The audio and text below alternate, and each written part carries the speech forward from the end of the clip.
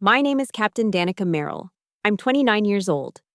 At Bagram Airfield in Afghanistan, dust and mortality are the only two things that feel real. But the most lethal blow didn't come from the enemy. It came from a satellite call from my stepfather, Richard, back in Colorado. His voice was sickeningly cheerful. "Danny, great news. I just sold your father's cabin." I was speechless. "Don't be so shocked," he chuckled. "The money's going to clear some debts and get your stepsister Chloe that trip to Europe. It's for the greater good. Mine, obviously. Besides, that old shack was just gathering dust, just like your dad's medals." My blood ran cold. He thought 7,000 miles made me helpless. But he knew nothing about the stronghold protection file my lawyer and I had signed years ago. If you've ever had your sacrifices treated as worthless by your own family, let me know where you're watching from. Hit that like button and subscribe, because this is the story of how a soldier used her battlefield skills to win justice right here at home. The satellite phone clicked off, but Richard's voice lingered in the dry Afghan air, a toxic echo in the silence of my small quarters. There was no screaming, no throwing things against the thin plywood walls. The rage that surged through me was too immense for such a small release. It was a cold, heavy thing, a block of ice forming in my gut. My training took over before my heart could shatter. I walked numbly to the makeshift latrine, the floor gritty with sand that got into everything. The face staring back at me from the polished metal mirror was pale under a layer of dust, the eyes wide but steady. They were a soldier's eyes, not the eyes of a wounded daughter. I wouldn't allow it. I cupped my hands under the weak stream of cold water and splashed it on my face. Once, twice. The shock of it was grounding, a physical anchor in a sea of emotional chaos. Then I began the drills. Tactical breathing, inhale for 4 seconds. Hold for 4. Exhale for 4. Hold for 4. The roaring in my ears began to subside, the violent tremor in my hands stilled. I watched my reflection as the soldier regained control. The rage wasn't gone. Oh no. It was being compressed, refined, channeled into something cold, sharp, and purposeful. Out here, mission focus is survival. You don't let emotion cloud your judgment. You can't. But I knew, with a certainty that chilled me to the bone, that a new war had just been declared. And the front line wasn't in the mountains of the Hindu Kush. It was 7,000 miles away, in the heart of Colorado. But before launching a counteroffensive, I made one last attempt at diplomacy. I needed to believe there was still an ally on the home front, a friendly force I could count on. With a deep breath, I dialed my mother. The hope I held was fragile, and it died within seconds. "Mom," I said, my voice tight but even. "Richard just called me, about the cabin." A pause, a faint crackling sound on the line, then her voice, small and evasive. "I know," Carol whispered. The words were barely audible, laced with a guilt she couldn't quite hide. "You knew?" The question was quiet, but it carried the weight of my entire world. "Danny, listen," she started, her voice gaining a defensive edge.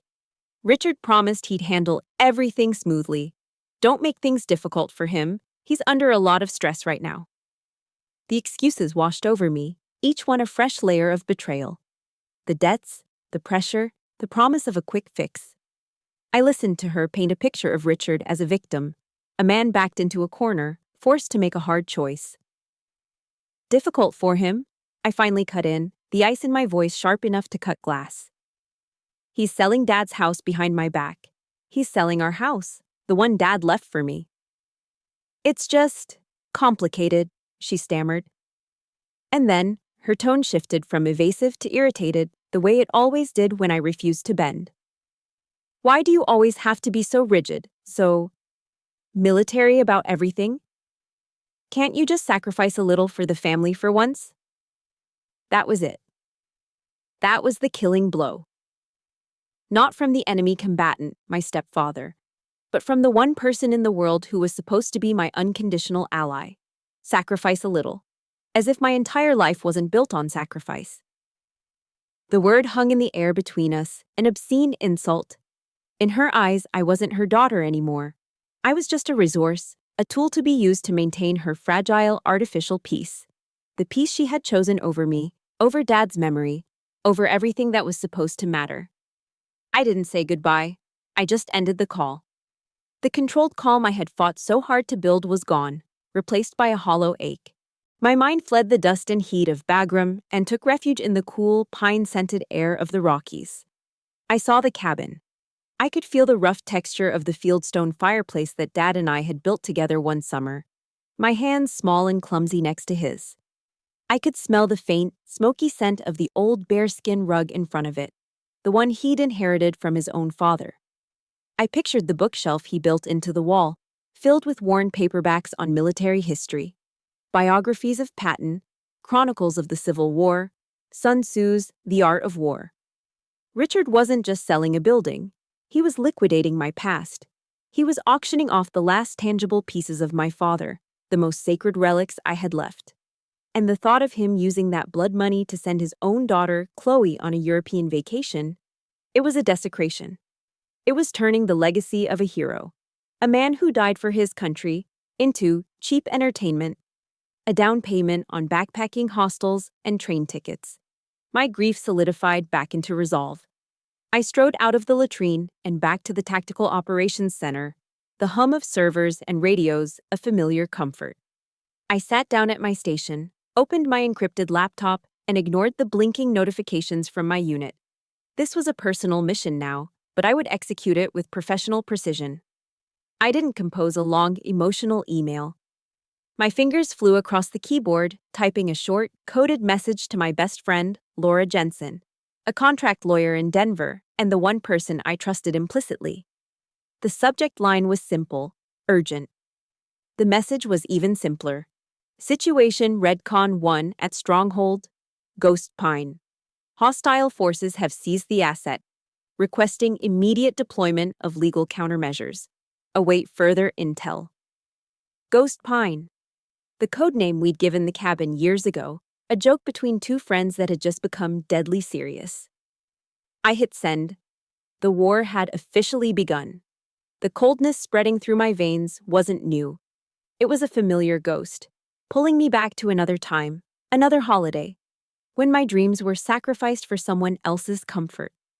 Lying on my cot in Bagram, the harsh glare of a single fluorescent bulb overhead, I felt the ghost of that old, familiar coldness seep back into my bones. My mother's betrayal wasn't a fresh wound. It was the tearing open of a scar I'd carried for over a decade.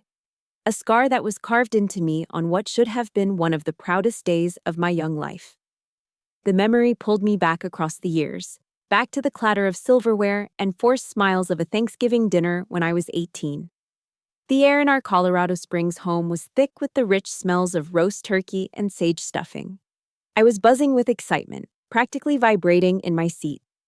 Just the week before, I'd received my acceptance letter to the United States Military Academy at West Point. It was more than a college acceptance. It was the culmination of every dream I'd had since I was a little girl wanting to be just like my father. It was my future, earned with straight A's, varsity letters, and grueling hours of preparation. I thought, naively, that everyone would share my joy. The whole extended family was there, aunts, uncles, cousins. At the head of the long dining table, Richard sat like a king on his throne. He swirled the amber liquid in his crystal tumbler, Woodford Reserve bourbon, his favorite, purchased with my mother's money. He waited until everyone had a full plate before he cleared his throat, the sound silencing the low chatter around the table. He lifted his glass. "A toast," he announced, a smug smile playing on his lips. "To Danica." I felt a flush of pride. My mother shot me a quick, encouraging look. "To Danica," he continued, his eyes scanning the room, "who is about to waste the finest education in the world to learn how to salute and follow orders. But hey," he added with a wink, "at least she'll look good in the uniform." A few obligatory, uncomfortable chuckles rippled through the room. The silence that followed was deafening. I looked at my mother, pleading with my eyes for her to say something, to defend me. But she just looked down at her plate, suddenly fascinated by the task of carving a slice of turkey. She wouldn't meet my gaze. In that moment, her silence was louder than his mockery. It was an endorsement. The humiliation burned in my cheeks, hot and sharp. I spent the rest of the dinner pushing mashed potatoes around my plate, the festive meal turning to ash in my mouth. Later, as dessert was being served, pumpkin pie and pecan pie, my favorites, Richard began handing out presents. He had a flair for grand gestures, especially when they weren't on his dime. He presented my stepsister, Chloe, who was 16 at the time, with a small, iconic blue box tied with a white ribbon. "For my princess," he cooed as she opened it to reveal a delicate silver necklace from Tiffany & Co. She squealed with delight, and he beamed. Then he turned to me. He reached into his pocket and pulled out a plain white envelope. He slid it across the table. "Here you go, Danny." I opened it. Inside was a single $50 bill. "Go buy yourself some thick socks," he said, taking a loud sip of his bourbon. "I hear the winters in New York are brutal." The message was crystal clear, delivered with the precision of a surgeon. Chloe, his princess, was an object to be adorned and cherished. I, the soldier, was merely functional, practical. My value was in my utility, like a pair of warm socks. The $50 felt like a dismissal, a final pat on the head to the family workhorse. I couldn't take it anymore. I excused myself from the table, the lump in my throat so tight I could barely breathe. I fled to my childhood bedroom and finally let the tears I'd been holding back fall, silent and hot on my face. A few minutes later, the door creaked open. It was my mother. For a wild, hopeful second, I thought she had come to comfort me, to tell me that Richard was a fool and that she was proud of me. Instead, she came with advice. She sat on the edge of my bed, not touching me, her hands folded primly in her lap. "You know how Richard is," she began, her voice a placating whisper. "He was just joking.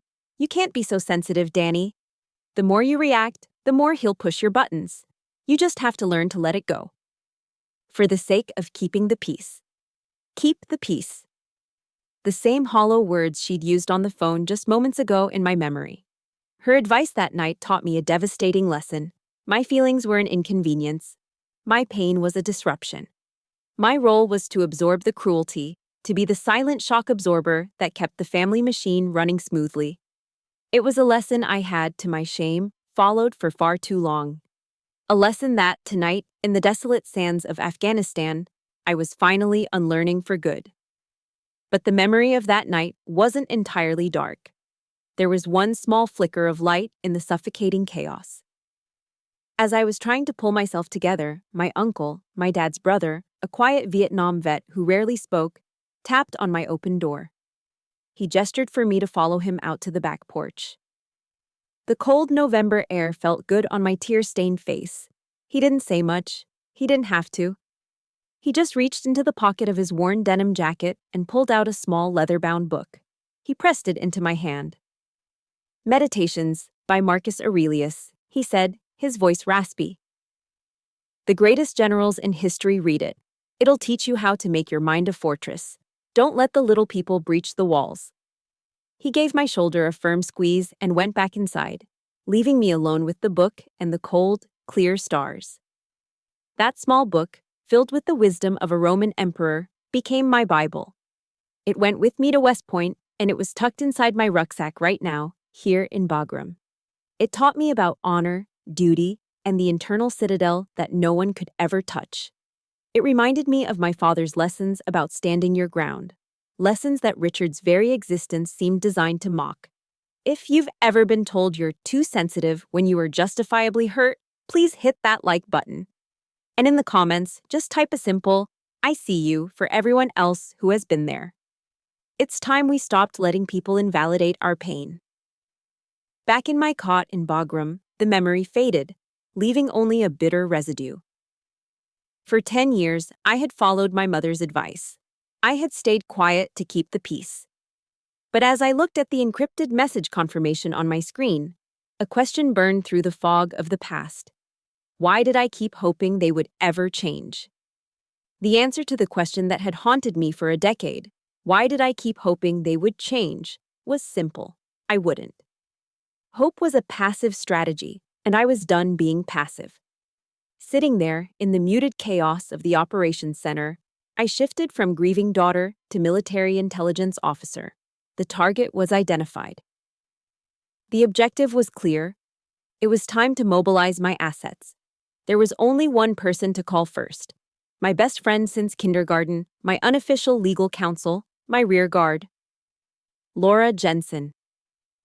The satellite connection was surprisingly clear. When she answered, I didn't waste time on pleasantries or tears.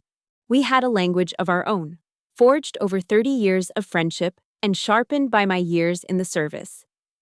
Laura, situation report, I began, my voice as flat and steady as if I were briefing a superior officer. There was a half-second pause on her end, and I could picture her instantly sitting up straighter in her high-rise office in Denver's Lodo district, her lawyer brain kicking into high gear. Go ahead, Captain, she replied, her tone matching mine. Professional. Focused.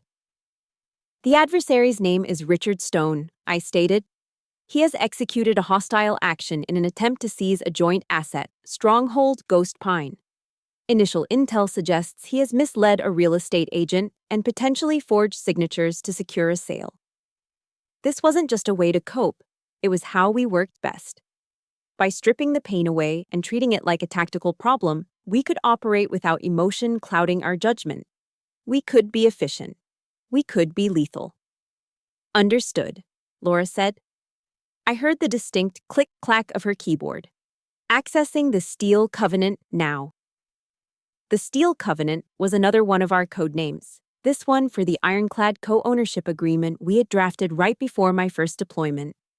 It was my one condition for allowing my mother and Richard to live in the cabin after I inherited it. Laura had structured it like a fortress. He doesn't have a chance in hell, Danny. Laura's voice was laced with cold confidence. I could hear the scroll of her mouse. Here it is, encrypted PDF. This agreement explicitly states that any transaction, sale, lease, transfer of any kind, requires the physical presence of both signing parties, you and me, before a registered notary public. Legally speaking, his sale agreement is toilet paper. He just walked himself onto a minefield. A wave of relief, so potent it almost made my knees weak, washed over me. I figured as much, but he's created a mess that needs to be contained. Consider it contained, she said. What's your next order? This was where my training kicked in, commander's intent. I didn't need to micromanage Laura. I just had to give her the mission objective. I need target intelligence, I commanded. The agent's name, the brokerage firm, the buyer's name. I want to know everything about them. Are they accomplices or just victims of his con? Already on it, Laura said, her typing speeding up. I can access public records and a few other legal databases. I'll have a preliminary dossier for you within 2 hours. You just focus on staying safe over there. I've got the home front. Her words were a shield. For the first time since Richard's call, I felt like I could breathe again. Then her voice softened, losing the military cadence and becoming the voice of the girl I grew up with. Hey, Danny. Yeah? You know that bottle of Macallan 18 we were saving for your homecoming? I pictured it instantly, sitting on the top shelf of her bar cart, gathering dust and anticipation. I remember. It's now our victory bottle, she said, and I could hear the fierce loyalty in her voice. I'm not opening it until we're sitting on that cabin porch again, together. I promise. Tears pricked my eyes, but I blinked them away. Copy that, Jensen. We hung up. My second call was to a far less secure line, a crackly video connection to a small town in the foothills of the Rockies. The grizzled, familiar face of Sergeant Peterson, USMC retired, filled the screen. He was wiping down the polished wood of his bar, a place that was an unofficial VFW hall for veterans in the area. Sarge had served with my dad. He was as close to a link to my father as I had left. He squinted at the screen. Meryl, you look like hell. Good to see you too, Sarge, I said, a small smile touching my lips for the first time that day. I kept it brief. Sarge, Richard is trying to sell the cabin. The friendly crinkles around his eyes vanished. His face hardened into the granite expression of a Marine drill instructor. The rag in his hand stopped moving. "That son of a bitch," he growled, his voice a low rumble. "Listen to me, kid. Your father didn't raise a soldier to retreat. You fight for that ground the way he taught you. You need a character witness, someone to testify to your father's wishes for that place. You call me, I'll be there in a heartbeat." His words were like a shot of adrenaline. He was my reserve force, my moral high ground. My father's legacy wasn't just in me. It lived in the men he served with. Men of honor who understood what that cabin represented. It wasn't just property, it was a memorial. "Thank you, Sarge. That means more than you know." "Hoorah!" he grunted, and the screen went black. Watching the pixels of Sarge's determined face fade, I knew my flanks were secure. With Laura as my legal artillery and Sarge as my character witness, I was no longer a lone soldier fighting a defensive action. I was a commander with a fire support base. Back in Denver, Laura was already moving. A few minutes later, an email notification popped up on my screen. It was from her. The subject line read, "Operation Ghost Pine. Phase 1 initiated." The first shots had been fired. The flight back to the States was a blur of engine noise and anticipation. My request for emergency leave had been approved with surprising speed, and within 48 hours, I was touching down at Peterson Air Force Base. I didn't even stop to change. I drove my stored Jeep straight from the base to my small rental apartment in Colorado Springs, still wearing my desert camouflage uniform. The grit of Afghanistan was still on my boots and under my fingernails. I wanted him to see it. He was already there, as I knew he would be. Richard was leaning against his leased black BMW, a picture of smug impatience. He'd clearly been waiting, planning an ambush on my home turf. He didn't wait for an invitation, just pushed off the car and followed me up the walkway as I unlocked my door. "We need to talk," he said, his voice carrying the tone of a man used to being in charge. I didn't answer him. I stepped inside, and he followed, closing the door behind him with a decisive click. I walked to the center of my small living room and calmly set my duffel bag on the floor. Then I turned to face him. I planted my feet shoulder-width apart, straightened my spine, and crossed my arms over my chest. I didn't say a word. I just looked at him, my gaze level and unwavering. It was a lesson I'd learned at West Point. Command presence. You can control a room without ever raising your voice. Sometimes the most powerful weapon is a calculated silence. He was visibly thrown off balance. He had expected tears, or yelling, or pleading. He had expected the emotional 18-year-old from Thanksgiving dinner. He was not prepared for the soldier standing before him. He recovered quickly, reverting to his default setting, manipulation. He launched into his well-rehearsed performance, his voice dripping with false sincerity. He talked about his debts, the bad real estate market, the weight of carrying the family on his shoulders. He was trying to paint himself as the hero, the man making tough choices for the good of the family. "Do you have any idea how hard it is to hold everything together here?" he said, his voice rising with theatrical frustration. "While you're off playing soldier?" I let him talk. I let him spin his entire web of lies and half-truths. I listened as he tried to pile guilt on my shoulders, brick by heavy brick. When he finally ran out of steam, the silence stretched between us, thick and heavy. Then I spoke. My voice was low, devoid of any emotion except a chilling clarity. "I don't play games, Richard," I said. "I serve. And while I was serving, you attempted to commit grand larceny. Do not confuse the two." The word larceny hung in the air like a foul smell. His face flushed a deep, angry red. "That's a ridiculous accusation. It was a business deal. I have a signed contract." "You talk about contracts," I said, taking a slow, deliberate step toward the small desk in the corner. I opened my laptop. "Let's talk about contracts." I swiveled the screen to face him. "This is an email from my lawyer, sent to me this morning. Attached, you'll find a PDF copy of the co-ownership agreement, the Steel Covenant, that you seem to have forgotten about. It outlines, in no uncertain terms, the legal requirements for any sale." His eyes darted across the screen, his bravado beginning to crack. "And this," I continued, clicking on an audio file, "is a recorded conversation Laura had with your real estate agent yesterday." I hit play. Laura's clear professional voice filled the room. So you're confirming Mr. Stone told you he was the sole owner with full authority to sell? The agent's flustered voice replied. Yes, that's what he said. If I'd known another party was involved, a service member on active duty no less, I never would have. I clicked the audio off.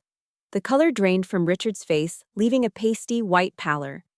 He looked like a man who had just watched his escape route get blown up right in front of him. He was cornered, and like any cornered animal, he chose his last, most pathetic weapon: emotional blackmail. He tried to soften his expression, taking a step toward me. Danny, please, he said, his voice now a desperate whine. You'll break your mother's heart. He reached out as if to touch my arm in a gesture of reconciliation. It wasn't about comfort. It was a physical attempt to reclaim control, to invade my space and diminish my resolve. I took one precise step back. It was a small movement, but it was a declaration. This ground is mine. You are not welcome here. I moved closer to him then, my own presence now overwhelming his. I lowered my voice, infusing it with all the controlled authority I possessed. My mother's heart was broken a long time ago, Richard, and you were the one holding the hammer. I let that sink in for a beat. So now you have two options. Option 1. You pick up your phone, you call the buyer, and you cancel this entire fraudulent deal yourself. You will tell them it was a mistake. You will make it go away. Option 2. My lawyer calls the district attorney's office at or 900 tomorrow morning and files a criminal complaint for fraud and forgery. You have, I glanced at my watch, 12 hours to make your choice. I walked to the front door and opened it, letting the bright Colorado sunlight flood the room. This meeting is over, I said, my voice leaving no room for negotiation. Get out of my house. He stared at me for a long moment, his face a mask of disbelief and fury. For the first time in his life, Richard Stone had been given a direct order by me. And for the first time in his life, he obeyed it. Without another word, he turned and walked out, slamming the door behind him. The sound echoed in the small apartment. I had won the battle, but I knew, with every fiber of my being, the war was far from over. He wouldn't just give up, he would escalate. The 12-hour deadline I gave Richard came and went. 9 a.m. the next morning arrived with a deafening silence. No phone call, no text message, nothing. He was calling my bluff, betting on the assumption that I wouldn't dare escalate a family matter into a public legal firestorm. It was the classic narcissist's gamble. Push the boundaries, assuming your victim's desire for peace outweighs their desire for justice. He miscalculated. Badly. Laura had anticipated this. At precisely 9:01 a.m., she executed Phase 2 of our operation. A formal demand letter, drafted in cold, unforgiving legalese, was dispatched via courier and certified mail to Richard's real estate agent. It detailed the fraudulent misrepresentation of ownership and threatened a multi-million-dollar lawsuit against the brokerage firm for negligence if the transaction was not immediately frozen and all marketing materials removed. Simultaneously, a copy of that letter was emailed to the buyer's mortgage lender. It wasn't just a shot across the bow, it was a surgical strike on Richard's entire support system. We were cutting him off at the knees. Cornered and panicking, his camp did what desperate people do. They stopped fighting with logic and started fighting dirty. They opened a new front, not in a courtroom, but on social media. My stepsister, Chloe, launched the first volley. She posted a long, rambling diatribe on her Facebook page, a masterpiece of passive aggression and manipulative sentimentality. It was accompanied by a carefully selected photo of her, Richard, and my mother, all smiling radiantly during a past Christmas. The photo was a lie, a snapshot of a happiness that never existed beyond the camera lens. Her post was a work of art. She wrote about her hard-working stepfather who was just trying to keep the family afloat. She painted a picture of me as the cold, successful, but heartless stepsister, an army officer who cared more about an old, dusty cabin than her own family's well-being. She decried how I was trying to destroy them, to ruin her father's reputation over a simple misunderstanding. It was a public execution of my character. Within hours, the post had hundreds of reactions and shares. The comments section was a cesspool of outrage from people who had no idea of the real story. I was called a thankless child, materialistic, a disgrace to the uniform. The digital mob had been summoned, and they were baying for my blood. The final gut-wrenching twist of the knife was a single comment from my own mother, Carol. She wrote simply, "I just wish my daughters could find a way to get along." It was a cowardly neutral statement that, in its refusal to defend me, was the most damning indictment of all. It positioned me as an equal aggressor, turning a clear case of right and wrong into a petty sibling squabble. For a moment, sitting in my quiet apartment, scrolling through the venom, I felt that old, familiar sting of shame and isolation. This was their true power, to reframe reality, to make me the villain in my own story. But the sting didn't last. It was quickly replaced by a cold, hard anger. They had made a critical error. They had brought their fight into the light, and in doing so, they had given me a new weapon. That night, I found myself pulling out the old, worn Bible my father had carried with him on his last deployment. His pencil markings were faded in the margins. My fingers traced a verse he had underlined in Ephesians 6:11. "Put on the full armor of God, so that you can take your stand against the devil's schemes." This was more than a legal battle. It was a spiritual one, a fight for truth against deceit. I closed the book, my resolve cemented. The next morning, Laura and I launched our counterattack. We didn't engage on Facebook. We didn't sink to their level. We operated with precision. Laura took a screenshot of Chloe's entire post, including my mother's comment and the flood of vitriol, and attached it to a new email. She sent it directly to the prospective buyers of the cabin. Her message was short and powerful. "I believe this will be of interest to you," she wrote. "This is the character of the people with whom you are entering into a contract. Not only are they engaging in legal fraud, but they are also willing to publicly slander a decorated, active-duty Army officer to cover their tracks. I trust you and your legal counsel will act accordingly." The effect was instantaneous. The buyers, who Laura's initial contact had revealed were already getting nervous, were now utterly horrified.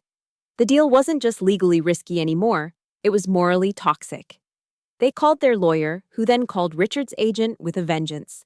The agent, facing a lawsuit from us and the loss of a commission, immediately folded. The whole house of cards Richard had built began to collapse. The fallout was swift.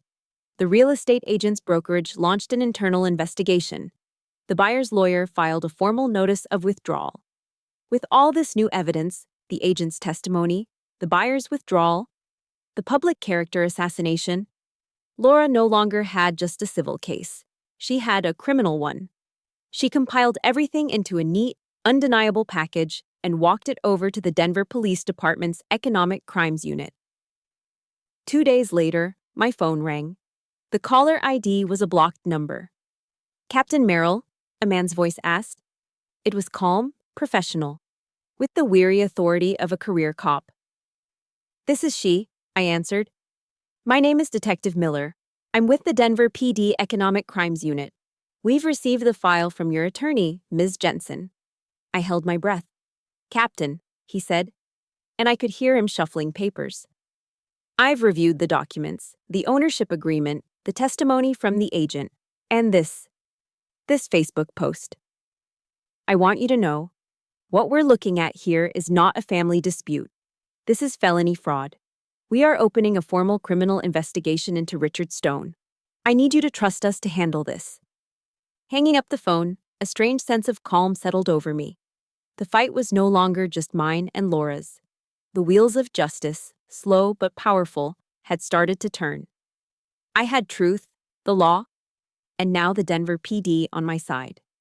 I didn't know it then, but pushing Richard into that corner would trigger an explosion far bigger and uglier than I could have ever imagined. Backed into a corner by the cold machinery of the law, Richard did what all cornered manipulators do. He abandoned strategy, abandoned reason, and simply exploded. His weapon of choice was a bottle of bourbon and his car keys. It was 2 o'clock in the morning when the assault began. I was jolted from a light, restless sleep by a sound that shook my entire apartment building. A frantic, rhythmic pounding on my front door. It wasn't a knock. It was a physical attack on the wood. Boom! Boom! Boom! Then, his voice, thick with whiskey and rage, ripped through the quiet night. You ruined everything, you ungrateful bitch!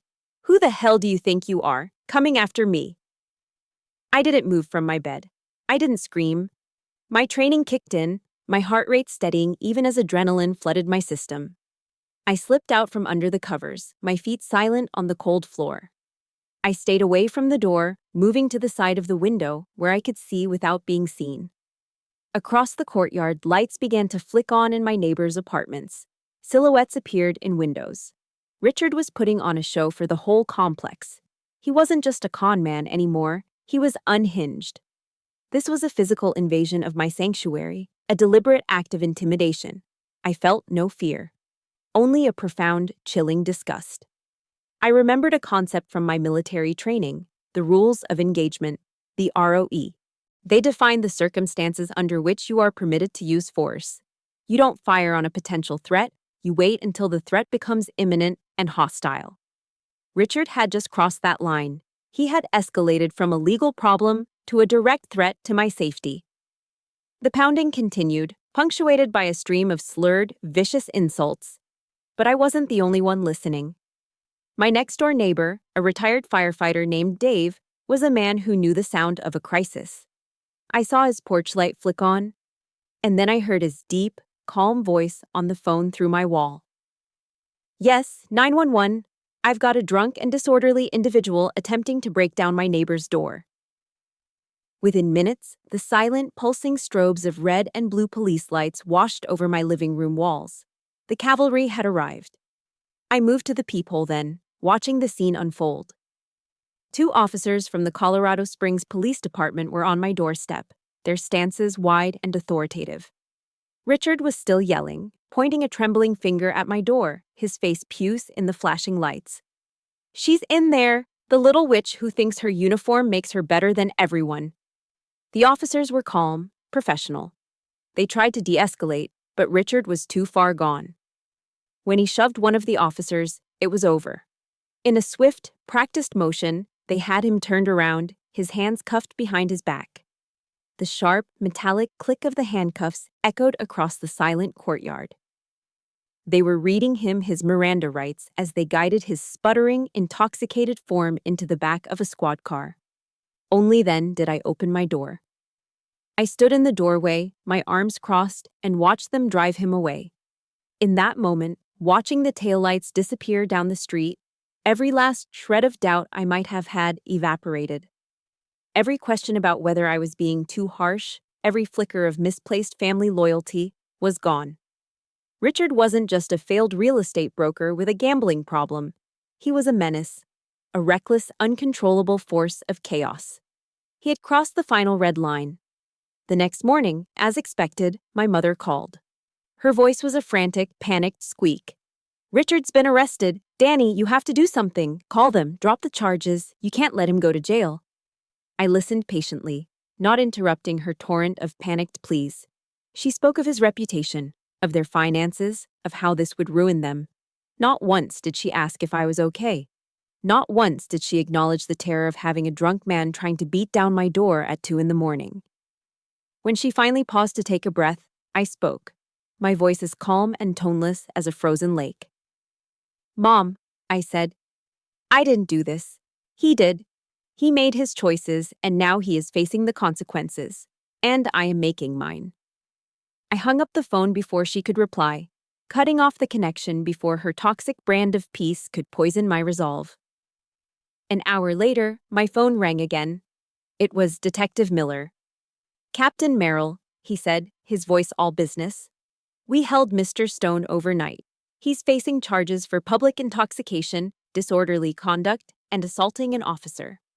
Combined with his behavior last night and the evidence you've already provided, we have a very strong case for felony fraud and harassment.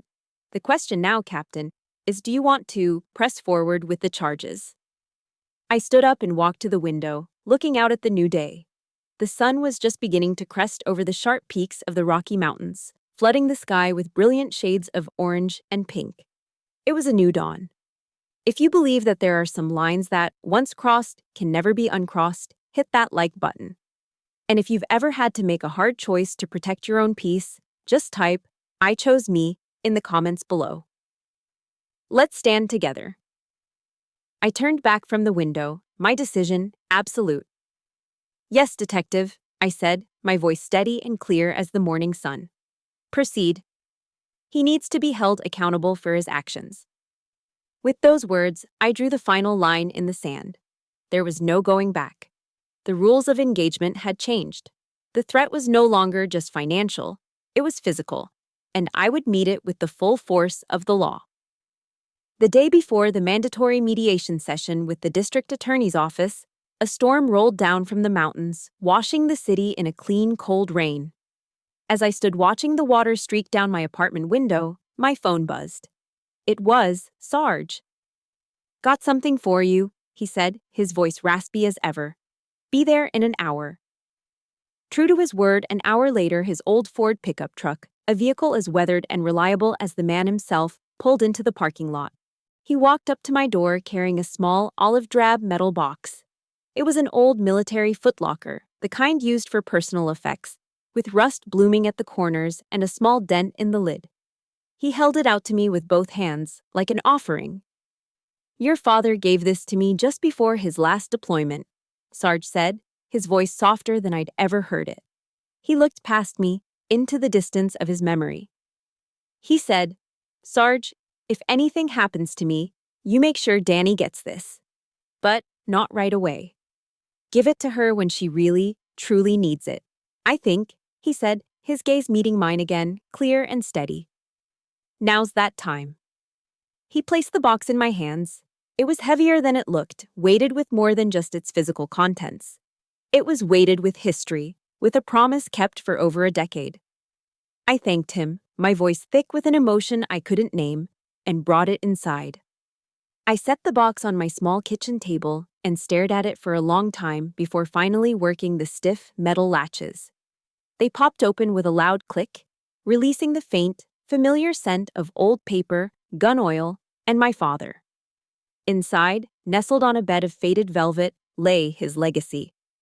There were a few faded photographs, one of him holding me as a toddler on the unfinished porch of the cabin, both of us grinning, another of him in his dress uniform, looking impossibly young and proud. There was his sergeant's insignia, a bronze compass, and a small stack of letters he had written to me from overseas. And tucked beneath them all was a thick, cream-colored envelope sealed with wax. My name was written on the front in my father's strong, familiar handwriting. My hands trembled slightly as I broke the seal and unfolded the single sheet of paper inside. The letter wasn't long, but every word was a testament to his love, a voice reaching out to me from across the Great Divide. He wrote about the cabin, not as a piece of property, but as a sanctuary. "This place isn't about wood and stone, Danny girl," he wrote. "It's a stronghold of peace. It's where you can always go to find your bearings when the world gets too loud. I want you to always have that."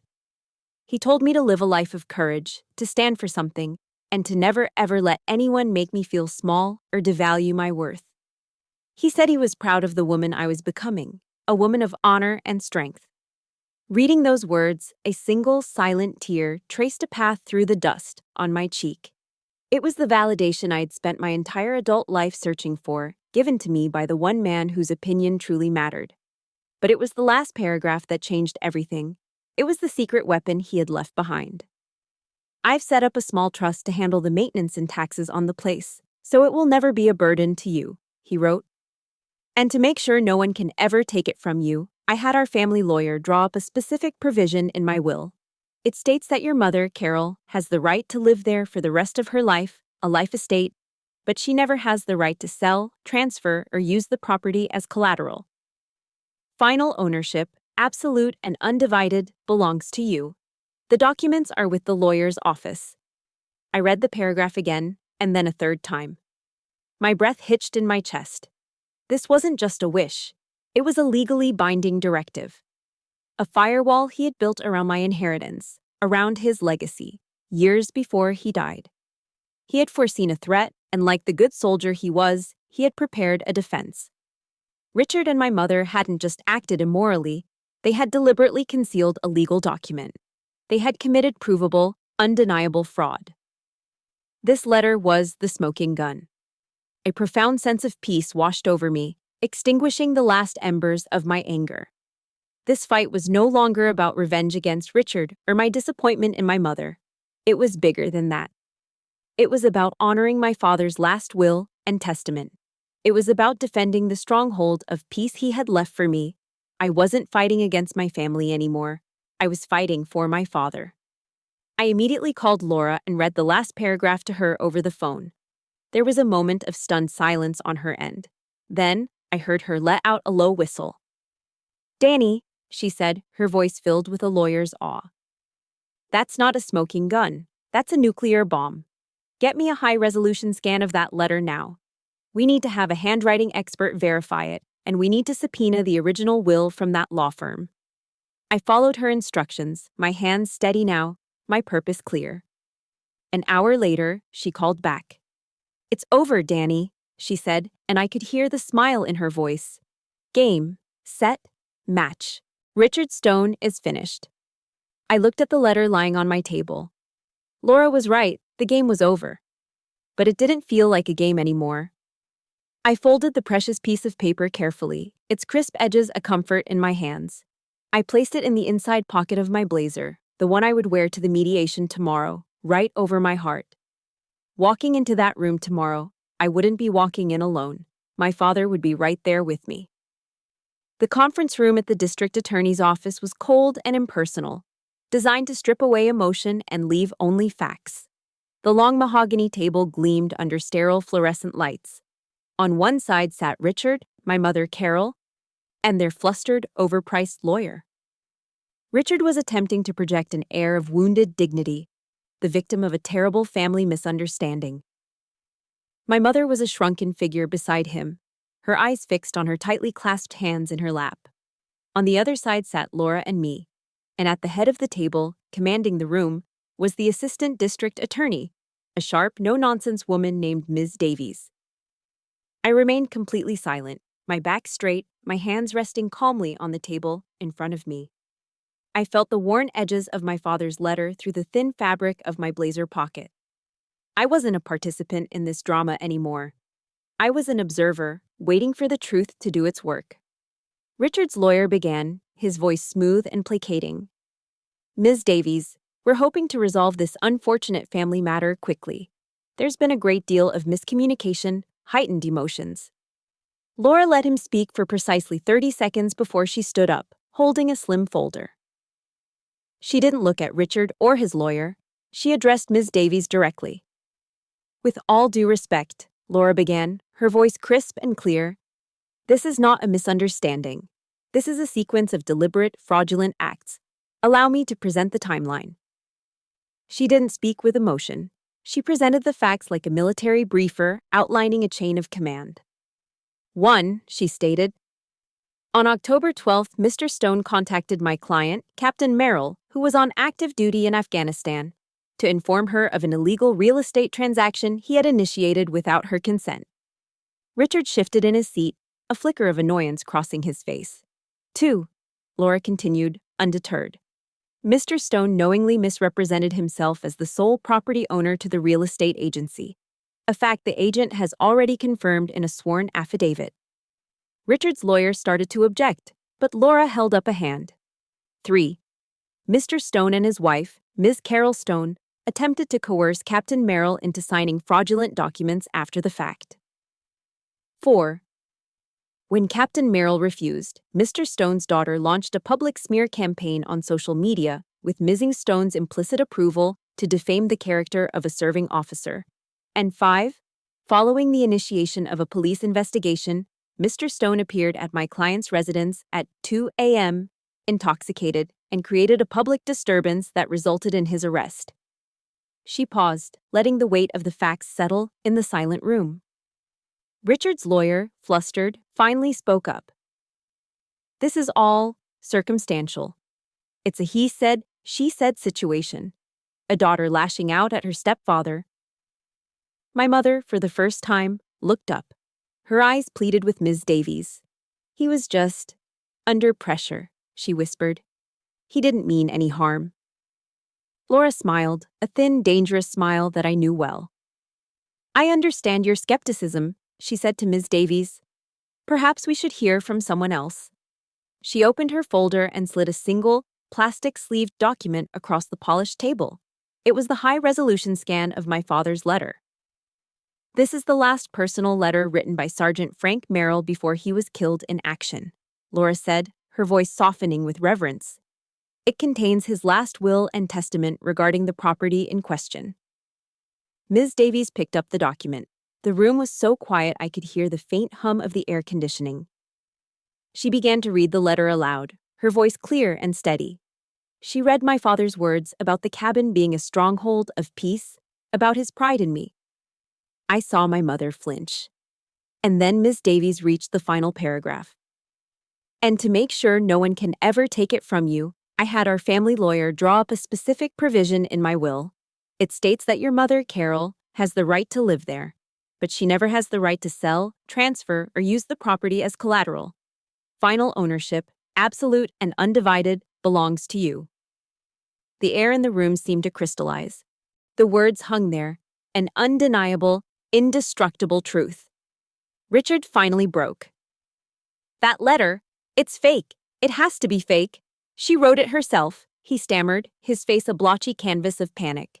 Laura was ready for him. We've already had the handwriting verified by a certified forensic expert who is prepared to testify, she said calmly. Furthermore, the man who held this letter in safekeeping for over a decade, retired Marine Sergeant Peterson, is also prepared to testify under oath as to its authenticity. And we have, of course, subpoenaed the original will from the law firm, which I'm told confirms this provision exactly. Every escape route was cut off. Every lie had been exposed. And then, my mother shattered. It wasn't a cry of regret. It was a raw, wounded wail of someone who had just been caught. She buried her face in her hands, her shoulders shaking with horrible, gut-wrenching sobs. The sound was ugly, the sound of a person whose entire world of carefully constructed denial had just been demolished. She hadn't just been lied to. She had been a willing participant in the lie, and now she had to face it. Ms. Davies placed the letter gently back on the table. She turned her cold, analytical gaze on Richard. Mr. Stone, she said, her voice devoid of any sympathy. Your options have become extremely limited. You can accept a plea agreement right now for felony fraud, which will include full restitution of all legal fees, a permanent restraining order, and significant probation. Or we can proceed to a criminal trial where, I assure you, you will lose, and you will almost certainly serve jail time. Silence descended on the room, thick and suffocating. It was the sound of lies dying. Richard sat frozen, a statue of a defeated man. My mother just wept, her small choked sobs the only sound in the sterile conference room. The battle was over. And in the quiet aftermath, all that was left was the wreckage. Richard took the plea deal. Faced with the certainty of a trial he couldn't win, he folded. He was convicted of felony fraud, handed a suspended sentence, and slapped with 3 years of probation. The court ordered him to pay my full legal fees, forcing him to sell his precious BMW to cover the cost. The fraudulent sale of the cabin was officially nullified. On paper, it was a total victory. An unconditional surrender. But as I walked out of the courthouse with Laura, I didn't feel the elation I had expected. There was no triumphant surge of adrenaline, no sweet taste of revenge. There was only a vast, hollow emptiness. The war was over, the enemy was vanquished, but I just felt tired, exhausted to my very soul. Winning, I was beginning to realize, felt a lot like surviving. A week later, my mother called. I almost didn't answer, but some lingering sense of duty made me swipe the screen. She didn't apologize. She didn't ask how I was. She launched straight into a litany of their hardships, the money they owed, the shame Richard felt, how difficult their lives had become. It was the same tired narrative of victimhood, the same refusal to accept accountability. I listened, for one last time, to the sound of her weakness. When she was finished, I didn't argue. I didn't raise my voice, I just stated my own truth. "Are you happy now, Danny?" she asked, her voice laced with a bitter, manipulative edge. "Is this what you wanted?"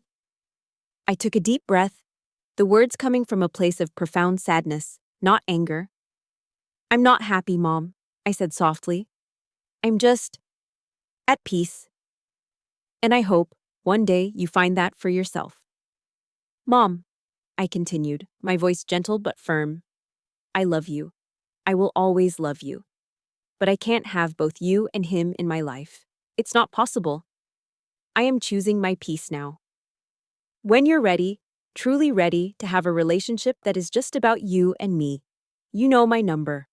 Until then, I need space." I ended the call before she could respond, before she could try to pull me back into the vortex of their chaos. It was one of the hardest things I've ever had to do, an amputation of the heart. But I knew it was necessary for my own survival. That weekend, I drove up into the mountains.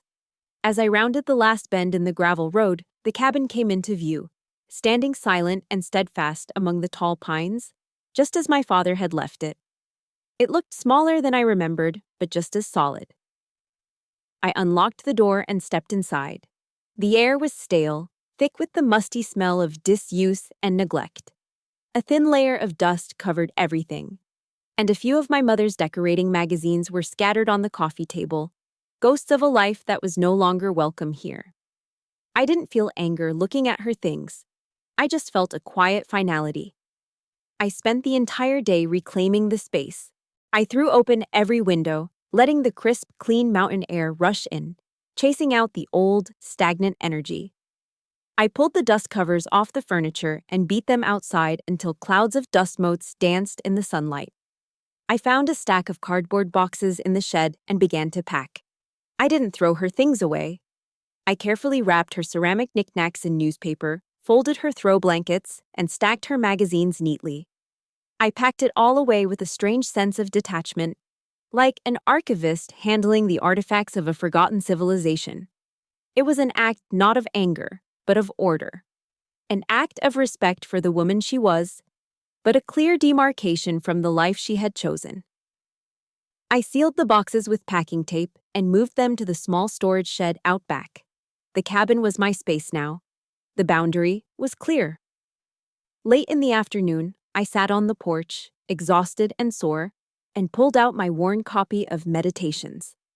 I flipped through the familiar pages until I found a passage my uncle had marked for me years ago. Marcus Aurelius wrote, "The happiness of your life depends upon the quality of your thoughts." I realized that for years, my thoughts had been consumed by bitterness, by the injustice of it all. I had given Richard and my mother so much space in my head, rent-free. No more. I closed the book, deciding then and there not to let their poison taint my peace. My final act of the day was the most important. I had called a local locksmith from town, and as the sun began to dip low in the sky, his truck rumbled up the drive. He was a quiet, efficient man who worked quickly, removing the old lock sets and replacing them with new, heavy-duty hardware. He handed me a set of 2 freshly cut keys. "You're all set, ma'am," he said with a nod. After he left, I stood on the porch, the cool evening air raising goosebumps on my arms. The keys felt cold and solid in my palm.